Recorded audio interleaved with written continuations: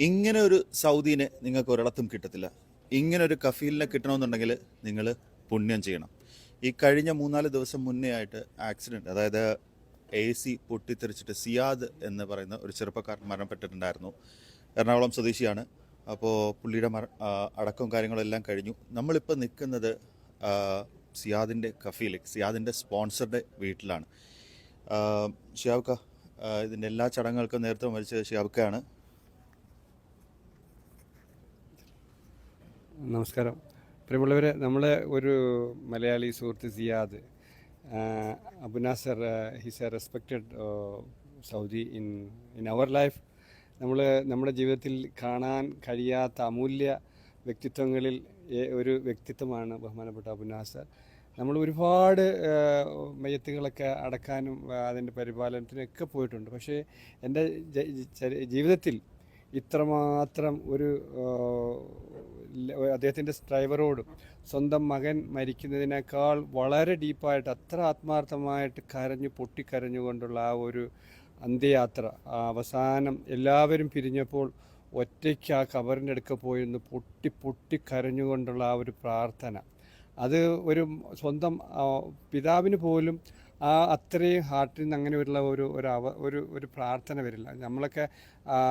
നമ്മൾക്കൊക്കെ ഉള്ളിൽ എന്തോ ഒരു കരച്ചിലായിപ്പോയി. അവസാനം ഇതൊരു ഇന്ത്യൻ സമൂഹത്തിന് കൊടുത്ത ഒരു വലിയൊരു ആദരവാണ്. ഇന്നിപ്പോഴും ഒരു ഇന്ത്യൻ പൗരന്, അതായത് ഒരു അറബ് മണ്ണിൽ, സൗദിയുടെ മണ്ണിൽ ഇന്ന് എങ്ങനെയാണോ ഒരു അറബ് കൾച്ചർ എങ്ങനെയാണോ, അവിടെ ഒരു കുടുംബത്തിലൊരാൾ മരിച്ചാൽ അയൽവാസികളെയും നാട്ടുകാരെയൊക്കെ വിളിച്ച് 2-3 ദിവസം പിന്നെ അതിൻ്റെ കർമ്മങ്ങളുമായി ബന്ധപ്പെട്ടുള്ള ഒരു ചടങ്ങുണ്ട്. അപ്പോൾ അടക്കി കഴിഞ്ഞ അന്നു മുതൽ ഇന്നിപ്പോഴും ഇവിടെ ആ ചടങ്ങുകൾ നടക്കുകയാണ്. ഇവിടെ എല്ലാവർക്കും ആഹാരവും ഒക്കെ, വരുന്നവർക്കൊക്കെ ആഹാരം കൊടുത്തുകൊണ്ട് ഒരു വീട്ടിലെ അംഗത്തെ പോലെ, ഒരു മകനെ പോലെ ഇത്രമാത്രം. എന്നിട്ട് ഇപ്പോഴും ഒരു വാക്ക് പറയുണ്ടായി, എല്ലാ വെള്ളിയാഴ്ചകളും ഞാൻ സിയാദിന് വേണ്ടി പള്ളിയിൽ, അദ്ദേഹം നിസ്കരിക്കാൻ പോകുന്ന പള്ളിയിൽ പാവങ്ങൾക്ക് എന്തെങ്കിലും ഹദിയ ഞാൻ എല്ലാ വെള്ളിയാഴ്ചയും കൊടുക്കും എന്ന് പറഞ്ഞു. അതുകൂടാതെ സിയാദിൻ്റെ കുടുംബത്തിന് ഞാൻ എല്ലാ മാസവും പിന്നെ അദ്ദേഹത്തിൻ്റെ ജീവിതം ഉള്ളിടത്ത് കാലം ആ വീടുകളിലേക്ക് ആ ചെലവ്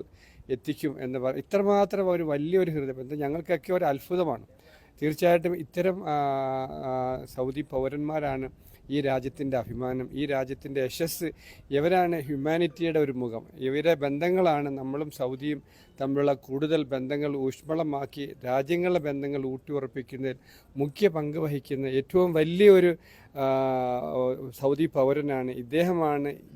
നമുക്കൊക്കെ പറയാം, ഈ രാജ്യത്തിൻ്റെ ഇമേജ് എന്ന് പറയുന്ന ഈ മഹാനാണെന്നുള്ള രീതിയിൽ നമുക്ക് പറയാം. ഞങ്ങൾക്കൊക്കെ ഹൃദയത്തിൽ നിന്നുള്ള എല്ലാ ഇന്ത്യക്കാരുടെയും ഹൃദയം നിറഞ്ഞ നന്ദിയും കടപ്പാടും പ്രാർത്ഥനകളും അർപ്പിക്കുകയാണ് ഈ കുടുംബത്തിനും ഇദ്ദേഹത്തിൻ്റെ പ്രസ്ഥാനത്തിനും. വലിയൊരു ബിസിനസ്സുകാരനാണ് അദ്ദേഹം. വളരെ എളിമയായിട്ട് ആ 2 കൈകളിലേക്ക് ആ ബോഡി നീട്ടി സ്വീകരിച്ചുകൊണ്ട് ആ കബറിൽ ഇറങ്ങി എല്ലാം അടക്കി മണ്ണെല്ലാം ഇട്ട്, എല്ലാം നമുക്ക് വിശ്വസിക്കാൻ കഴിയത്തില്ല.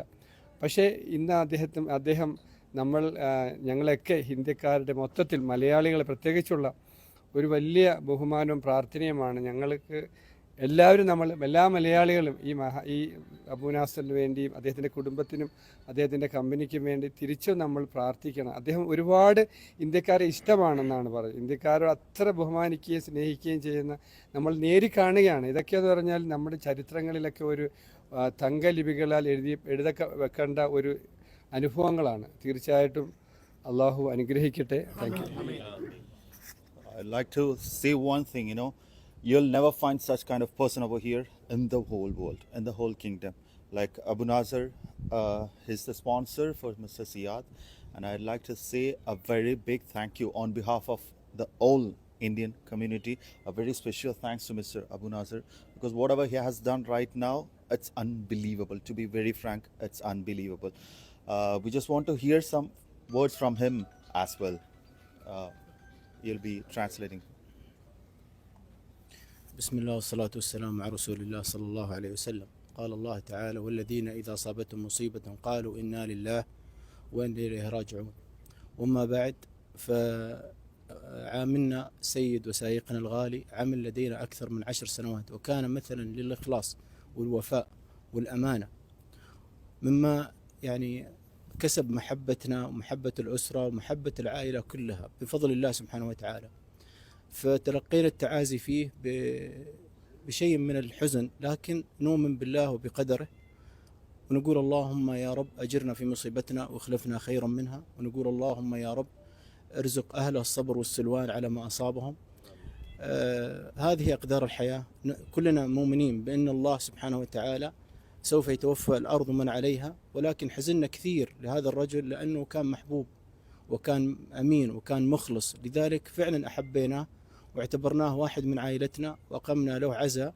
الله يجعلها لله صدقة له سبحانه وتعالى. إن يعني على يعني فراقه لحزنون، ولكن نقول إنا لله وإنا راجعون، والله يرزق أهله والصبر والسلوان. ونرجو منكم ومن جميع من يسمع هذا المقطع الدعاء له بالثبات وبدخول الجنة، وإن شاء الله نقول إلى اللقاء في جنات النعيم يا سيد إن شاء الله. اللهم صل وسلم على محمد. ادعوا له واذكروا الله وقولوا لا إله إلا الله. الله يرحمه. شكرا. So I'd like you to translate what he has said to me. بده ايانا قولوا خلاص انتم ترجموا الرسالة انتم. بس طويله بدي ترجمها. شوي مختصر اسمه. Whatever he has said is like, whatever he can do, he has done the best for Siad. Siad has been working with him for the past 10 years, right? 10 years he has been with 9 years like that. yeah, 10 years he has been working with him. It's like a family. It's not like he's like a driver or he's not like something like that. It's his family. That's what he's telling. And whatever he has done for him, and he has also promised that he'll be transferring the salary, whatever he was giving to Siad, it will be transferred for his family.